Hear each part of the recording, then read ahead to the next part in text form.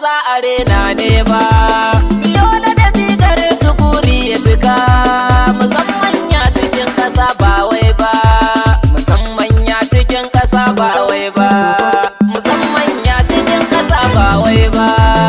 Mushannin ƙasa ta a gaishe ku, maza mata ina ta gaggaishe ku. Mu dai mun yaba da aikin naku, haka ne mun yaba da aikin naku.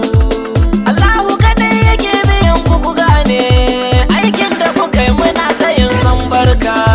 Aikin an sanya shi ma ilimi ne, aikin likitoci shi ma ilimi ne, jandarma da soja shi ma ilimi ne, polis da duwane shi ma ilimi ne, garda osforai shi ma ilimi ne, aiki na jarida shi ma ilimi ne, masu aikin kamfanoni shi ma ilimi ne, masu aiki na ruwa shi ma ilimi ne, masu aiki ni shela shi ma ilimi ne, aikin safar famfe shi ma ilimi ne. Dukkan ma'aikatan ga sun yi ladabi ne, gun mushannin su ba su yin shayayya. Ilaba ne kira kudin biyayya, komai kuka nema kuna samu. Manya ne kira a tsakaninku, ku girmama na ƙasan ku ba laifi ba.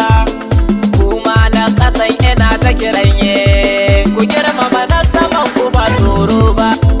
Kwara da kawunan ku ku yi aiki tare, ku gina ƙasar ku kun ga shi ne daidai. Iyayen yara sai ku ba da haɗin kai, ga malaman ɗayan ku shi ne haɗa kai. Abdulhadi abin da ya sanayo, waƙar nan karatu ya lalace. Baya da yanzu amma idan kun lura, ba a haɗa su wanga zance haka ne.